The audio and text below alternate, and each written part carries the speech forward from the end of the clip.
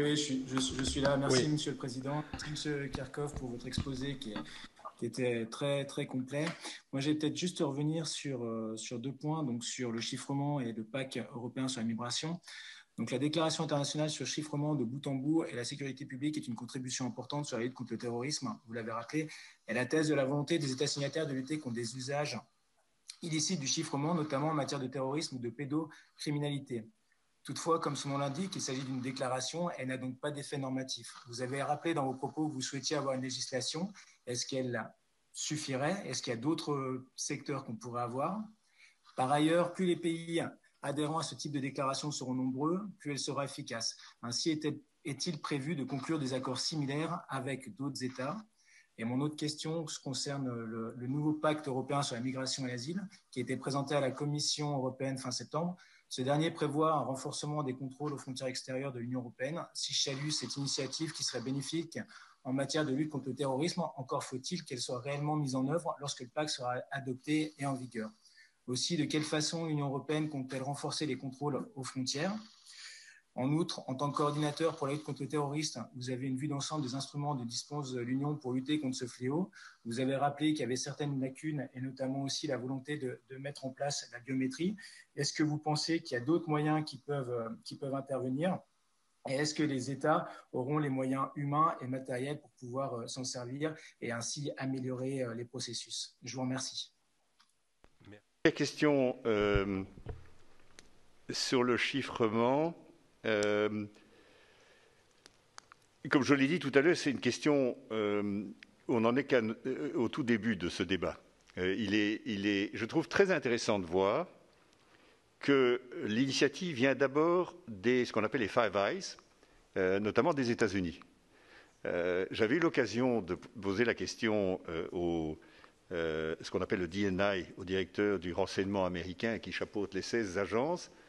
Il y a 3 ou 4 ans, je lui avais dit, au fond, est-ce que le chiffrement est une préoccupation pour vous?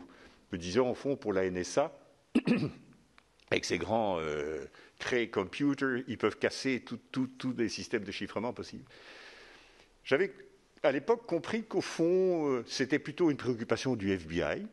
Et vous vous souvenez du débat, du bras de fer entre le directeur du FBI et le patron de Apple, où le directeur du FBI avait dit moi, je dois absolument pouvoir lire ce qui se trouve sur un iPhone d'une personne qui a commis un attentat, je crois que c'était à Boston. Et je m'étais dit, au fond, pourquoi est-ce qu'ils font un débat public? Le patron d'Apple, je crois qu'il faisait de la publicité pour son matériel, donc il voulait dire, moi j'ai les iPhones les plus sécurisés du monde. Et le patron du FBI, il voulait faire pousser le débat au Parlement, au Congrès, pour qu'on puisse permettre de déchiffrer. Mais je me disais, au fond, la vérité, c'est que les Américains parviennent à tout craquer.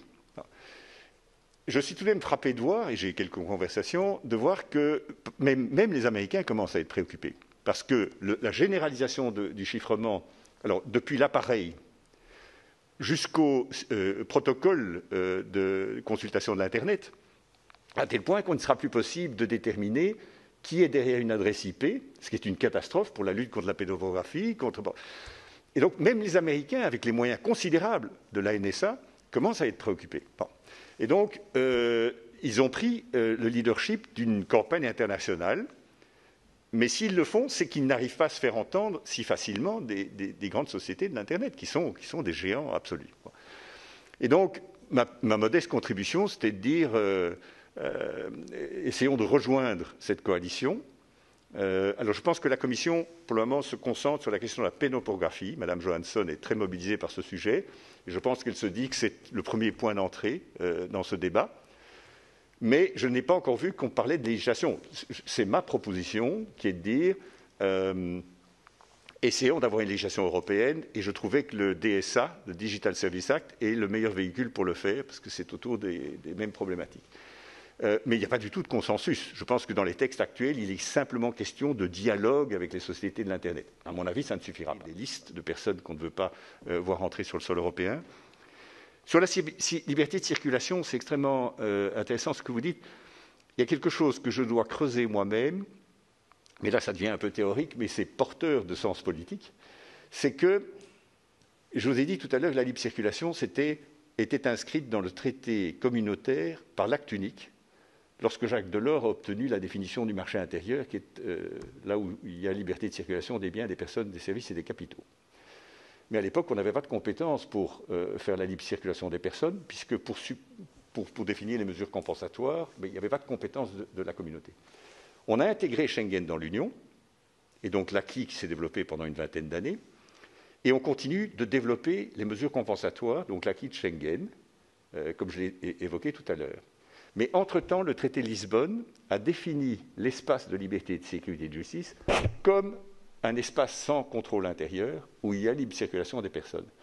Et il y a progressivement une coïncidence de plus en plus forte entre le projet Schengen, qui était intégré dans l'Union, et le projet d'espace. C'est un peu théorique ce que je dis, mais quelle est la conséquence? Ça veut dire qu'on pourrait élargir beaucoup plus les mesures compensatoires. Par exemple, Europol, est-ce que c'est une mesure compensatoire de la suppression des contrôles aux frontières intérieures? Pour le moment, non, mais ça pourrait le devenir si on faisait coïncider les deux projets. Le mandat d'arrêt européen, je suis moi-même le co-négociateur de ce mandat d'arrêt européen, et à l'époque, on s'était posé la question de savoir est-ce que c'est un développement de l'acquis de Schengen? Parce que le mandat d'arrêt européen remplace le chapitre extradition de la Convention d'application de l'accord de Schengen. Donc ça paraît assez logique. Notre service juridique a dit non, c'est un changement de nature et ce n'est pas un changement de degré. Et donc, ce n'est pas un prolongement de l'acquis de Schengen. À l'époque, la vraie raison, c'est que pour aller vite, on s'est dit c'est un peu compliqué d'inviter la Norvège, l'Islande, etc. à la négociation de cet instrument. Et donc, disons que ce n'est pas de... Mais on pourrait décider que progressivement, Schengen disparaît, que c'est l'espace qui est le concept, et que toutes les mesures qui contribuent à développer la sécurité aident à la libre circulation, compensent la libre circulation. Ça paraît un peu théorique et je dois un peu creuser cette distinction, mais je crois qu'elle est intéressante à développer.